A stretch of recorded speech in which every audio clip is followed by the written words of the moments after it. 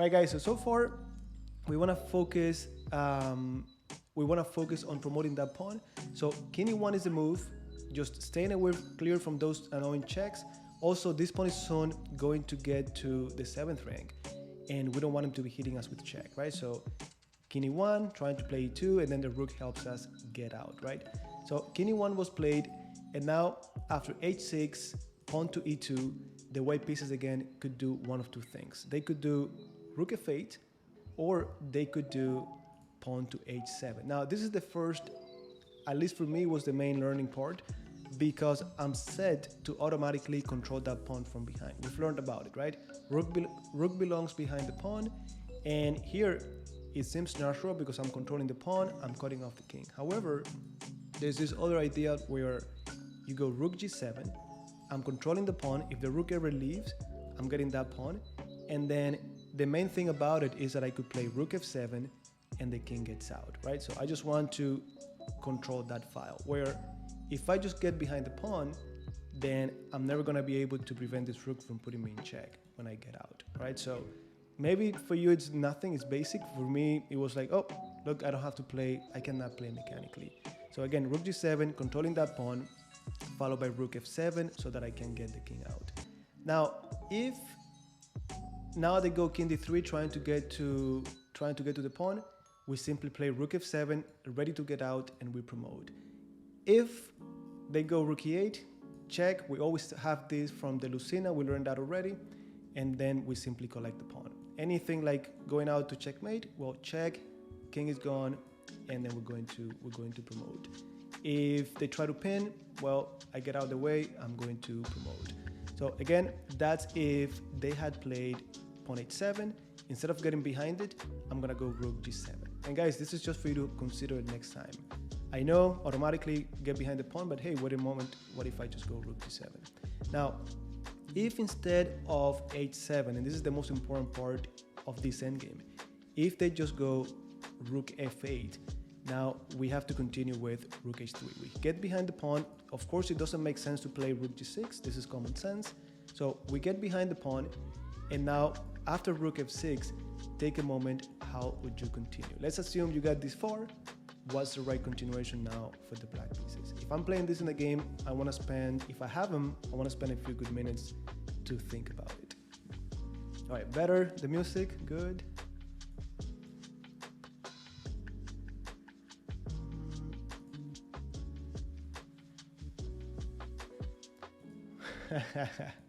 You've been through that already. You've been through that already.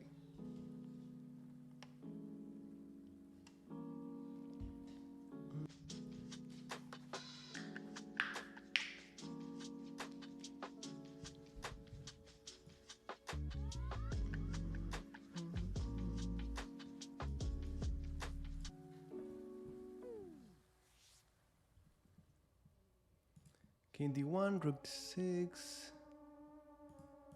king c1, rook e6, and rook h2. King d1, rook d6, king c1. I'm assuming this is rook e6, and then rook h2. But then if rook h2, what if I go something like h7, right? My pawn is gonna promote. If you get it, I get yours. Welcome aboard. Now, I think with you, it's just you're doing what I told you not to do. Don't look at your progress on a weekly basis. Look at it every month, every 2 months.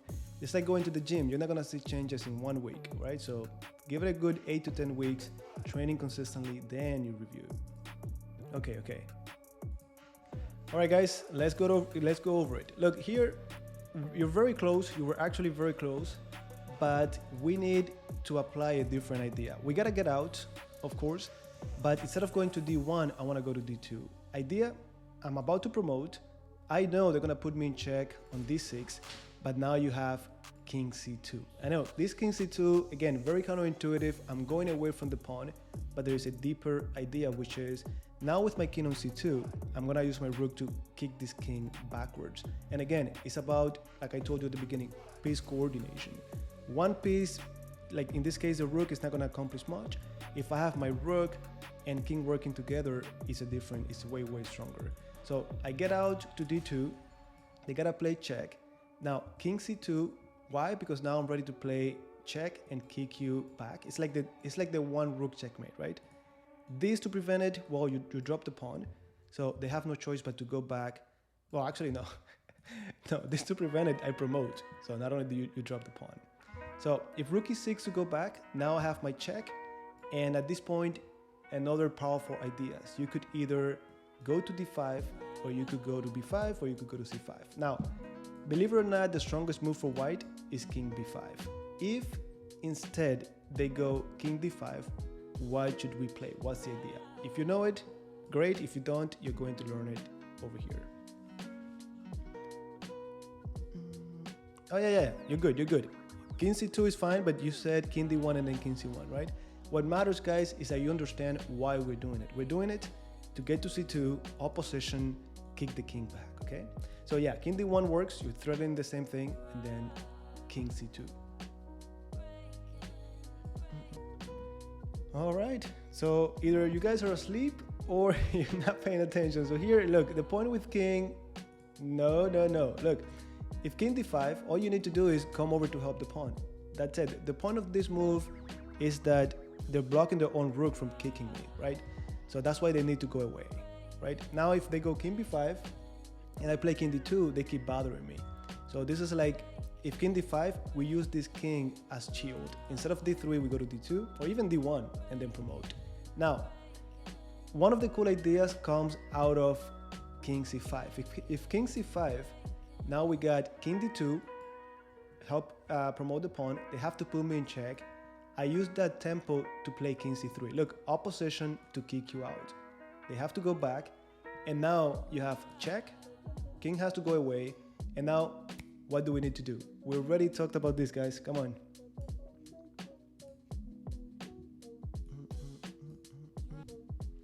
There you go. You see? So we talked about this already. Rook h6, pinning it, and then we simply promote. Very cool idea. Now, can you convert the queen versus rook? We had a lesson on it, I think number 98 or something. But guys, even if you don't know the technique, you have to be playing a very strong opponent for them to know how to defend. It's much more difficult to defend. But anyways, this is winning for black. And again, that's if after check, they go to c5. I gotta come over to threaten this, forcing them to put me in check. I use that tempo to get to c3, and then rook h6. Now, how do we continue if after rook h4, king b5? What's the right continuation? Again, take a moment. If you already know it, sorry for this, for taking so long, but I want to give you the opportunity to really think about it, okay?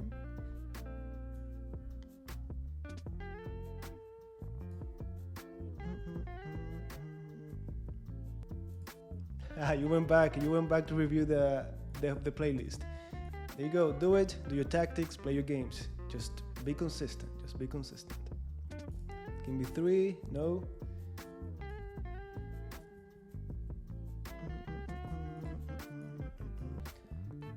All right, now this one, look, at this point, king b3 is interesting, but be careful with losing the pawn, right? So we have to go back to defend the pawn. Now, in this game, they went king d3, I'm defending the pawn, ready to do the same thing, right? Collect, deflect the rook, and then I promote. After check, we got king c3. Every time we go back, this rook has no choice but to come over and defend. Now, at this point, the same idea. Rook h5. If the king goes back, now I have the same rook takes h6, pinning the rook, and my pawn goes. So that leaves the white pieces with king a4. And again, guys, this seems like, oh, so advanced, but they're simple ideas. We just gotta keep reinforcing them. Now, after king a4, there is a very powerful idea as well, which is king d3, threatening the same thing. I use this tempo. They're helping me get to where I want to get. Now, where do I want to get? I want to get to c4. Again, I'm about to promote, so they need to come back over here. And now, what do you think we should do? Black pieces to move. See if you can find the right continuation.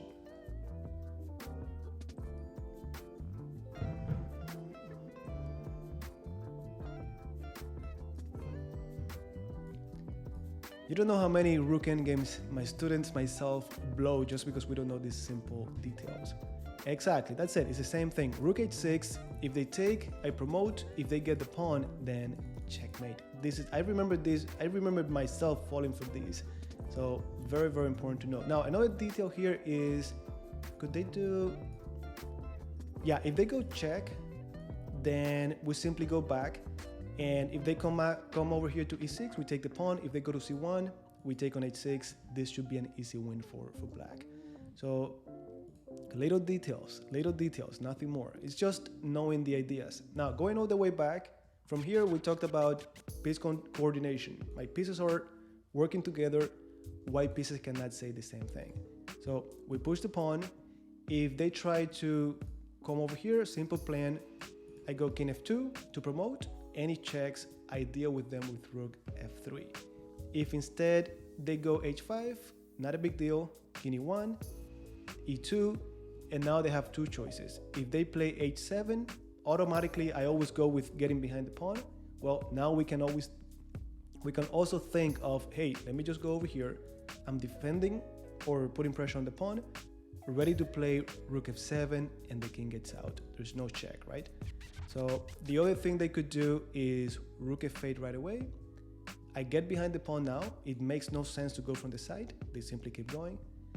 And then I just get out. Idea, I'm not getting out only to promote. They won't let me, but I want to get to c2, opposition, and kick them from the side. So there you go. Check. Now I gotta go over to defend the pawn. So I do it, and then I get to c3, right? Check, c3, check. Oh, by the way, going back here, if they had gone over here, shield, so I could go over and promote.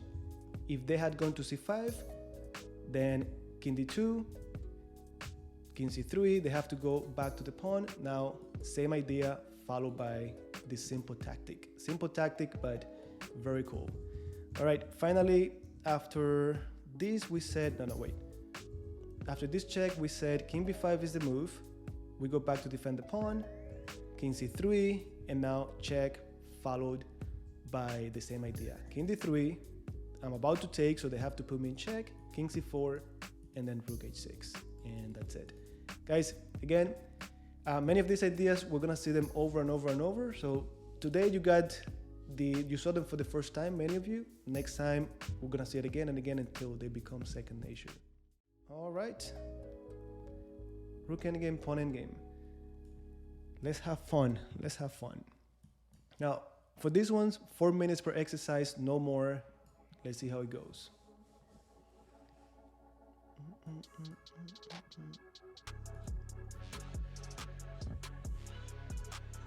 Okay, let me see. Bishop f4, g3, king g1, king d6. Okay, I guess king f1.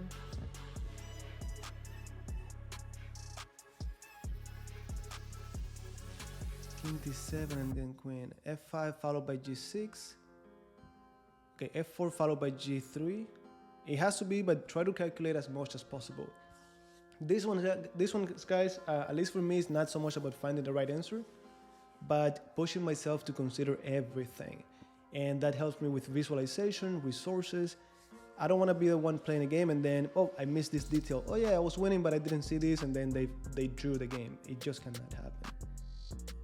No worries, I got you. All right, let's take a look. So we got 30 seconds left. This is what I calculated so far. I calculated f4. If they take, of course, we take back, easy endgame. If f4, they move the bishop. Well, g3, if they take me, I take back, king takes, king e3, this is completely winning, right? So let's assume that after f4, bishop h4, g3, the king it simply goes back. If it goes back, I see myself playing d6.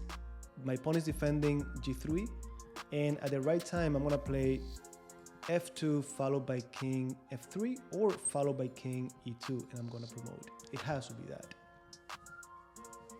Hey.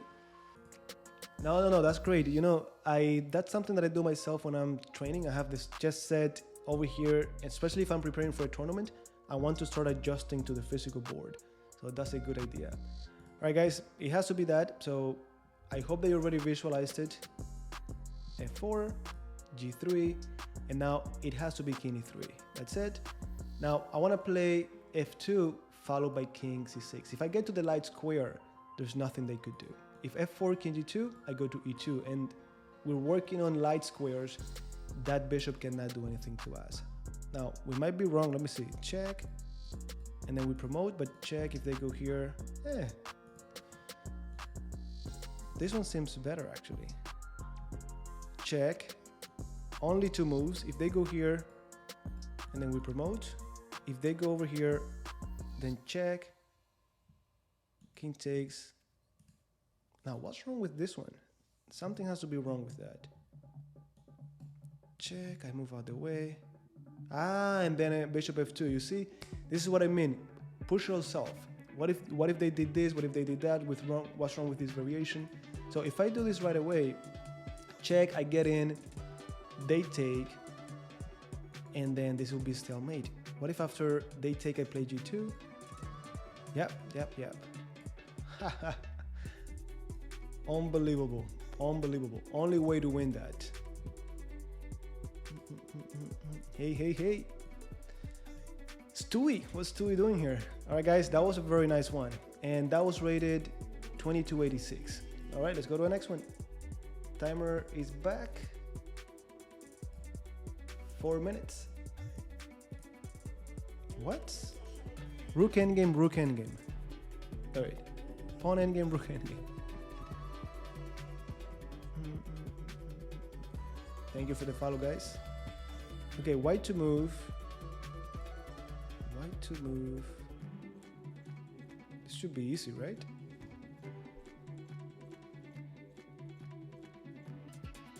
Now this one, I like this kind of exercises because they're more about calculation, and let's do like we did in the one before.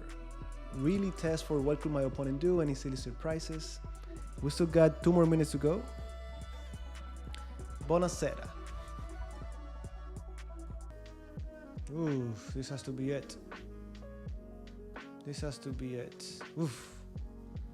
Okay, let me see. 15 seconds, let me see what you guys got. Rook d6, king. Okay, rook h7, whole thing. It has to be the whole thing. Rook d6, king e7, rook h7, king e8, rook e6, king d8, rook d7, king c8, rook a7, and I'm lost. All right, rook d6, rook h8. No, guys, come on, be more. I know it's a little bit annoying to type in the answer, but be more specific. All right, so we got time is up. This is what I calculated. And by the way, I just got it, if I got it, on the last second. So this is, and by the way, I'm giving you 4 minutes because in my experience, when I get to endgames, I'm already low on energy, I'm low on time, and I don't have 20 minutes to spend. You probably have like 10, 12 minutes. If you spend 4 minutes on every move, or more than, if you spend 5, 7 minutes, you're gonna get to time pressure. You have to be able to calculate in 4 or 5 minutes. Now, the idea that I got here is the following, and try to visualize it. I got rook d6. If they go here, it doesn't matter, I'm gonna play rook h7.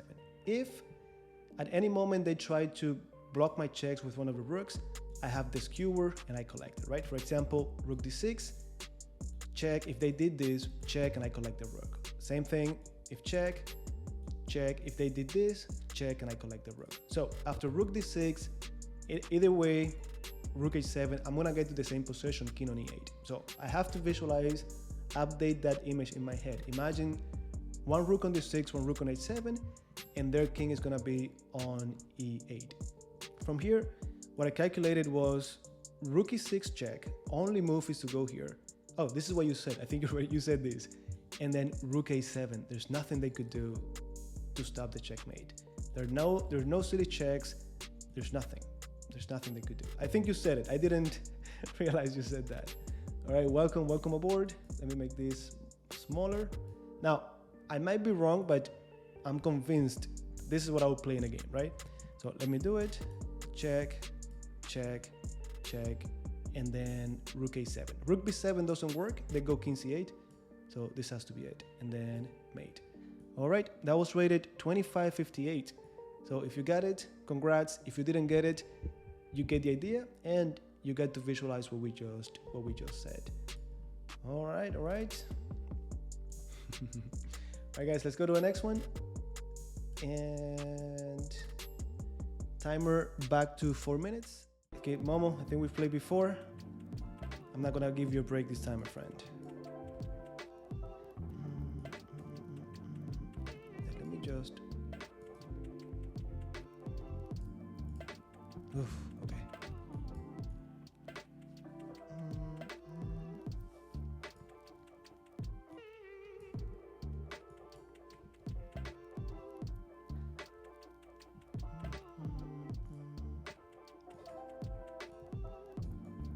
Oh, congrats.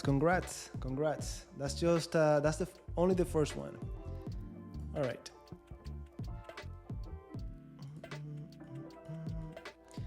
Okay, I just saw this. Okay. If we play, okay, e4 is the same thing as starting with e4 c5. This is a Sicilian, or e4 e6, or a French. King Indian attack. We're good.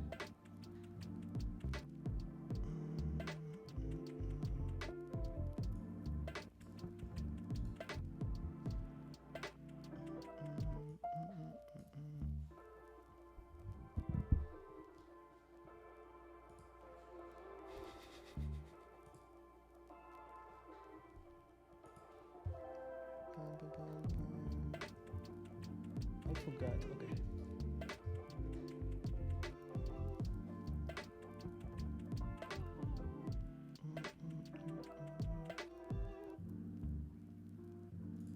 Recommend what? Whatever that is, first time I hear it. Unless it means something that I don't know.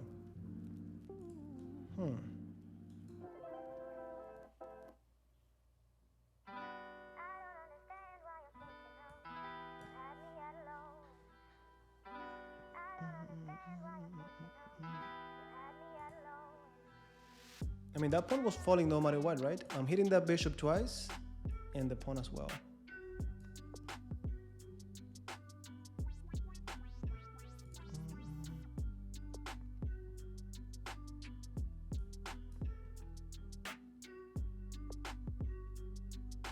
Now, I'll be happy to go for that endgame. I'm up a pawn, plus we get to practice what we learned today. 100%.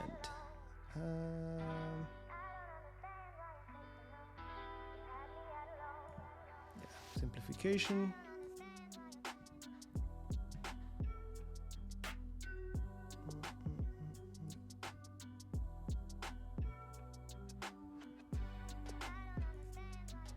I don't know. I don't play. It's just that I don't play e5, so I don't get to play against the King's Gambit. Now, how about this? Cha-cha.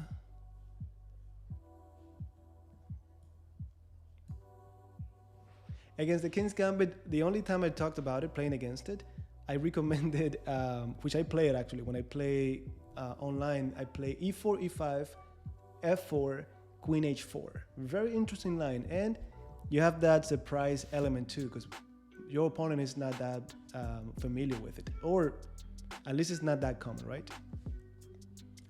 Okay, e5, cha-cha-cha. Now, every time we move a pawn in chess, guys, something changes or weaknesses are created. In this case, when b6 was moved, what changed? Well, now the light scores are open for me. So, of course, knight c6, e5. Now I have a pretty nice tactic here. Cha-cha-cha. I don't think I'm missing anything.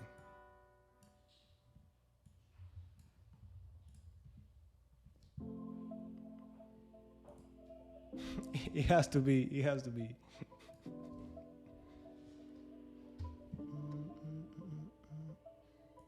So now it's not about the extra pawn anymore. We also have the exchange. Now this knight doesn't have any good squares, but it's not like they need many. Let me see. Am I missing anything silly? Cha cha cha. Oh.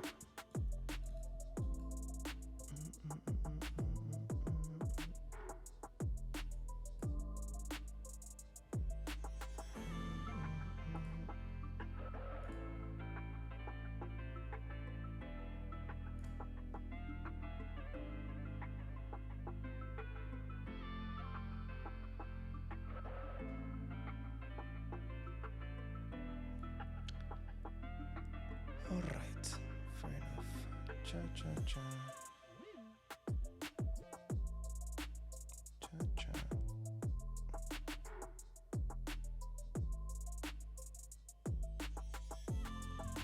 Now, I don't need any complications here. If I just move like Rook F5 to defend the pawn or Rook D1, anything, I'm not losing this game.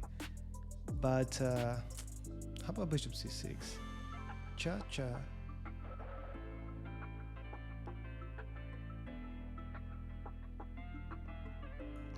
Let's have fun. Let's have some fun. Okay.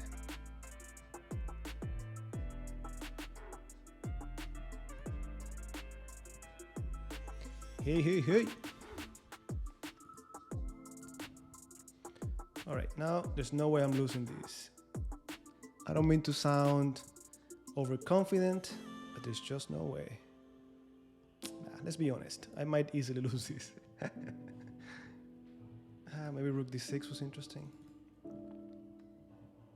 Now, this move, mainly to open up lines for my Rook, I need files. See?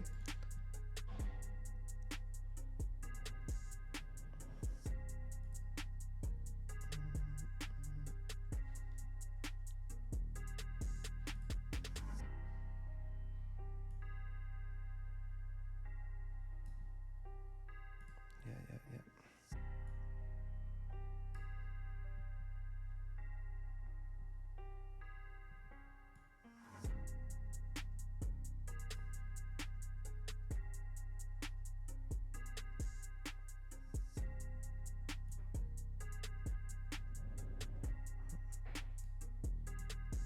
Okay, all pawns on light square, on dark squares. I don't want that bishop to be able to do anything. Everyone on dark squares. Dark squares, dark squares.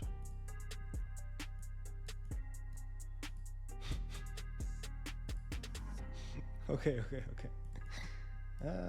Cha, no. Okay, I was gonna sack, or at least I considered it.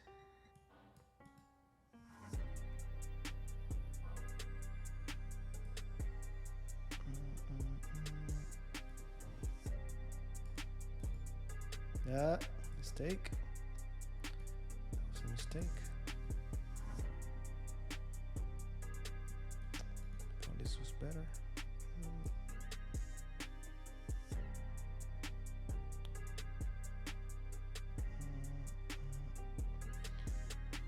Cha.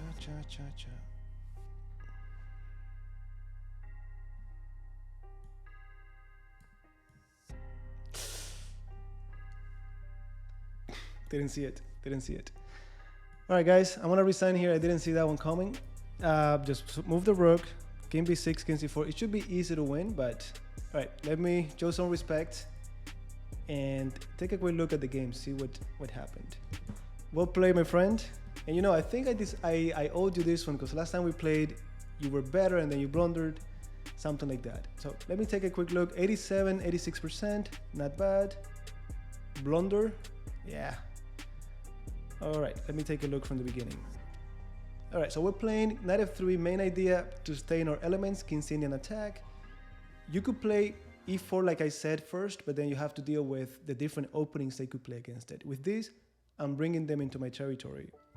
e5 was a mistake, knight c4, and you're losing something here. Knight d4, knight e5, c3, just keeping it simple. You know, it's funny that I was saying, I'm not gonna lose this. There's no way I'm gonna lose this.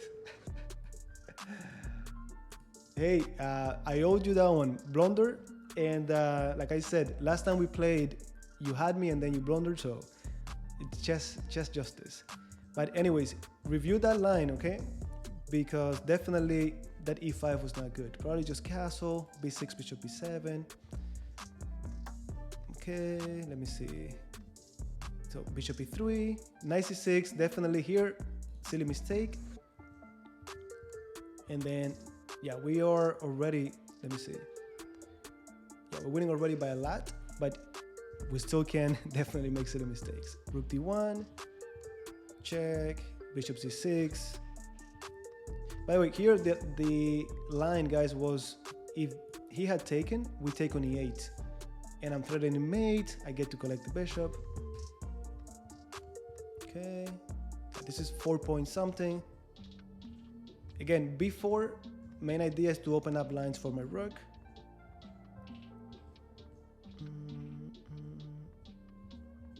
Okay, we got the right plan. We got the right plan. And then here, I just didn't see it. I just didn't see it. All right, guys, I'm going to leave it here. Thanks for joining, and I'll see you tomorrow, okay? Any questions, drop them here now. I have like 3 more minutes because I have a lesson to teach in 6 minutes.